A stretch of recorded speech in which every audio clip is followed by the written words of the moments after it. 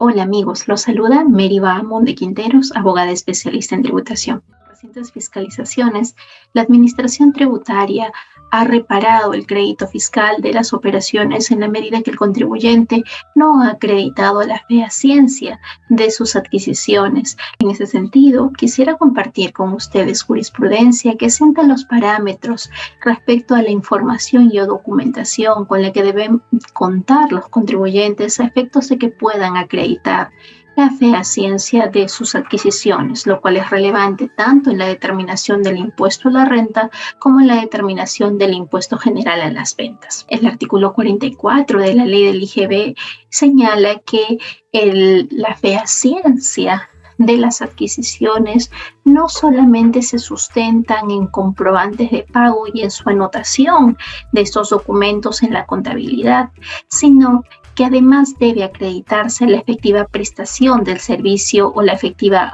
prestación o entrega de los bienes. En el inciso A del artículo 44 se establece como operación inexistente aquella en la que se emite el comprobante de pago, la nota de débito, la operación está grabada, pero es una operación inexistente o es una operación simulada, permitiendo que determinar con los medios probatorios que nunca efectuó una real transferencia de bienes, una prestación de servicios, una real utilización del servicio. Y en el supuesto previsto en el inciso B del artículo 44 se busca determinar que la operación existe, pero no fue realizada por el proveedor que emitió el comprobante de pago. Este emisor del comprobante de pago no ha realizado verdaderamente la operación, habiéndose empleado su nombre para simular una operación. Este segundo supuesto previsto en el inciso B es pasible de poder convalidarse el uso del crédito fiscal siempre que se acredite la existencia real de la transferencia o de la prestación del servicio. Es necesario entonces que el contribuyente cuente con medios probatorios que acrediten las tratativas comerciales con los proveedores. También el contribuyente debe ser capaz de poder elaborar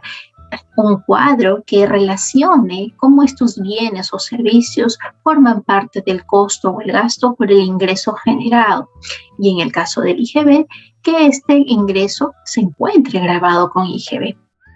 También debe cerciorarse de que los proveedores con los que contrate cuenten con capacidad operativa. Es cierto que SUNAT realiza cruces de información y muchas veces se atribuye la falta de fehaciencia de las operaciones toda vez que el proveedor no cuenta con capacidad operativa para prestar los servicios o vender los bienes que supuestamente habrían sido transferidos al contribuyente que pretende sustentar el costo-gasto. En muchos casos, el proveedor ni siquiera ha realizado las adquisiciones para que pueda transferir bienes o no cuenta con personal que pueda prestar los servicios que el contribuyente fiscalizado pretende sustentar. También debe acreditar la empresa que cuenta con personal y que el cargo de este personal o quién es el encargado para la recepción de la mercadería, la acreditación de cómo canceló el comprobante de pago, si es que este fue con un dinero en efectivo o si se trató con caja, vouchers de caja o si es que realizó estos pagos de los comprobantes de pago mediante medio de pago. Se define una operación como no real o no fehaciente si alguna de las partes o el objeto de la transacción no existe o son distintos a los que aparecen consignados en los comprobantes de pago. La carga de la prueba siempre es del contribuyente. Aquel contribuyente que pretenda acreditar una adquisición no solamente debe sustentarse en los comprobantes de pago y en la anotación del registro contable o en haber utilizado el medio de pago, sino que debe contar con documentación adicional que acredite la fehaciencia de estas adquisiciones para que siendo valorados de forma conjunta los documentos comerciales, los contratos, las constancias de recepción de los bienes o de los servicios puedan acreditar que realmente el servicio o el bien fue transferido al contribuyente fiscalizado. También es necesario destacar en el caso de aquellos servicios que tienen prestaciones mixtas, es decir, los servicios que se contratan a suma alzada, en lo que implica que la prestación del servicio tiene como dentro de las prestaciones la transferencia de bienes que son necesarios para la instalación, construcción de un determinado bien. Si es que esto es así, el Tribunal Fiscal en esta resolución interesante, en la resolución 10.207 de la Sala 3 del año 2019, ha señalado que ante el cuestionamiento de la Administración Tributaria, que además de la conformidad del servicio requería para poder validar la fehaciencia de este servicio, las guías de remisión de cada uno de los bienes que formó parte del contrato de obra, que la SUNAT no solo puede limitarse a observar la falta de presentación de documentos que acrediten el traslado o la entrega de estos bienes, ¿no? Sino que es necesario que la SUNAT evalúe si finalmente este servicio que fue contratado por el contrato de obra realmente existe o no. Y no tan solo cuestionar porque no se proporcionó las guías de remisión de los bienes que formaban parte del contrato de obra. Como hemos mencionado, es necesario también acreditar que los servicios hayan sido cancelados mediante medios de pago. Y en esta resolución 2463 de la Sala 3 del año 2017, el Tribunal Fiscal ha señalado que la copia de los estados de cuenta en los que figure el cobro de los cheques también es un medio probatorio que acredita que se está cumpliendo con la bancarización. Cabe señalar que en el supuesto que la Administración Tributaria hubiera realizado un procedimiento de fiscalización del impuesto a la renta, sea una fiscalización definitiva o una fiscalización parcial al elemento costo-gasto, y hubiera determinado que las operaciones son no reales o no fehacientes, el mismo resultado y las mismas conclusiones pueden ser atribuidas en el caso del inicio de un procedimiento de fiscalización respecto del IGB en una fiscalización definitiva o una fiscalización parcial respecto del elemento crédito fiscal. Así lo ha señalado el Tribunal Fiscal en esta resolución 06560 de la Sala 2 del año 2016. Como hemos mencionado, ello se sustenta en que, de acuerdo al artículo 18, inciso A, las operaciones que constituyen costo-gasto para efectos del impuesto a la renta generan crédito fiscal, y lo que no constituye costo-gasto porque no se acreditó la fehaciencia de este servicio tampoco podrá otorgar derecho al crédito fiscal. Y los contratos comerciales, aun cuando estos cuenten con firmas legalizadas, no son documentos que acrediten la fehaciencia, pues los contratos solamente acreditan un acuerdo de voluntades, sino que debe acompañarse, además de otros documentos comerciales, como son las órdenes de pedido. El Tribunal Fiscal, en la resolución 06680 de la Sala 2 del año 2016, ha señalado que los contratos comerciales carecen de medio probatorio si es que estos no se corroboran además con órdenes de compra o con otros documentos que acrediten la ejecución de este contrato. Asimismo, la SUNAT desvirtuó la utilización del crédito fiscal en la medida que del cruce de información no se evidencia pues que los proveedores hubieran proporcionado proformas, órdenes de pedido, guías de pedido o los contratos mismos. Entonces, la información que proporciona el contribuyente fiscalizado y la información que proporciona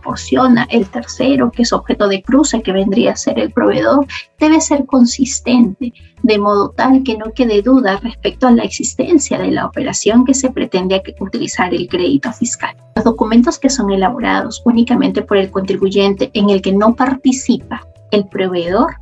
no está suscrito este documento por el proveedor, estos documentos carecen de valor probatorio. También en el caso de que lo que se pretenda deducir son gastos por servicios, es necesario que exista una conformidad. El contribuyente que pretende sustentar estos gastos por servicios debe suscribir con su proveedor una conformidad de los servicios y el detalle de los servicios que están siendo prestados o que han sido prestados durante determinada fecha. Es imprescindible mencionar que es relevante para la SUNAT las fechas en las que se suscriben. 1, el contrato. 2, las órdenes de servicio. 3, las conformidades de servicio. Y 4, la factura. Estos deben tener fechas anteriores. Recuerde que primero es el contrato y los contratos solamente van a generar o van a ser documentos que sustentan una operación en la medida en que si es que estos tienen fecha cierta, como una legalización, a partir de la fecha cierta, a partir de la fecha de la legalización. Segundo, la orden de servicio debe ser posterior al contrato, de una fecha posterior al contrato,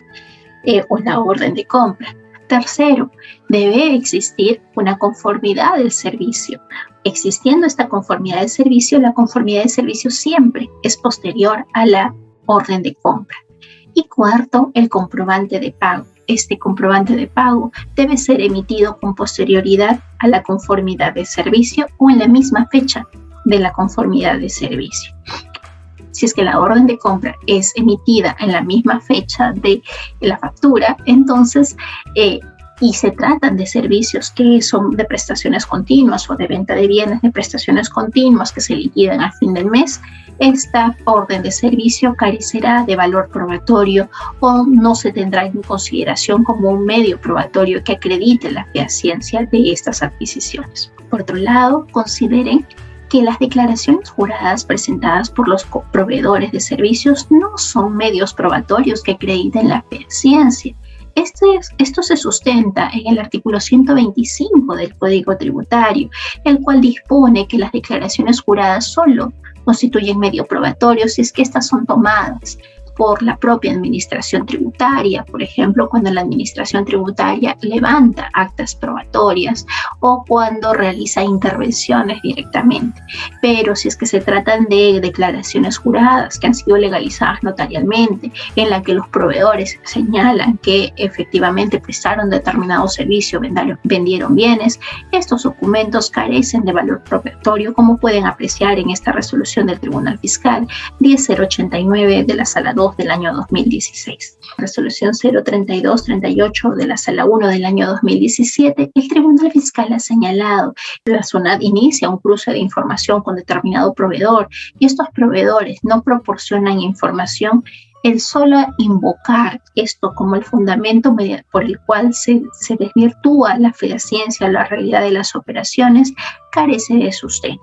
¿no? Sino que la SUNAT debiera sustentar su reparo en la falta de fehaciencia de una operación por otros elementos adicionales al incumplimiento de este tercero o del proveedor en el cruce de información. Recientemente he tenido la oportunidad de apreciar muchos resultados de requerimiento en los que la SUNAT sustenta el reparo o el desconocimiento al crédito fiscal en la medida que el tercero proveedor no cumplió con proporcionar la información a la administración tributaria, simplemente no respondió al cruce de información. No obstante, este no es un sustento válido para que desconozca la SUNAT una operación o desconozca el crédito fiscal de una operación por la supuesta no fehaciencia, sino que debe desvirtuar cada medio probatorio entregado por el contribuyente y el cual no le genera certeza respecto del gasto. En el caso que usted cuente con gastos por servicio de transporte, las guías de remisión transportista en las que se consignan las placas de los vehículos, asimismo es necesario que verifiquen que la guía de remisión esté correctamente llenada, que cuente con la licencia de conducir indicada en la guía de remisión, pues el hecho de que no se señale un adecuado punto de llegada o no se cuente con los datos del vehículo en la que se realiza el transporte de los bienes, ello también son elementos que son considerados para atribuir a una operación como operación no real o no fehaciente. Las operaciones previstas en el inciso B del artículo 44, en los que se ha acreditado la real existencia de los bienes, pero que el proveedor no es quien realmente prestó el servicio, es posible convalidar el crédito fiscal para efectos únicamente del IGB. En ese sentido, es necesario que se cumpla con los requisitos establecidos en el artículo 6 del reglamento de la ley del IGB, es decir, que se realice el pago, no importa cuál sea el monto, mediante un único pago directamente a la cuenta del proveedor y el pago de la operación se haya realizado dentro del plazo de los 4 meses. Este pago puede realizarse mediante una orden de pago, mediante un cheque no negociable. La cancelación de las facturas observadas tiene que realizarse directamente al proveedor y en un único pago. ¿Sí? No es posible que se realice el pago para efectos de convalidar el crédito fiscal a un tercero distinto al proveedor. Deseo que esta información les sea de utilidad.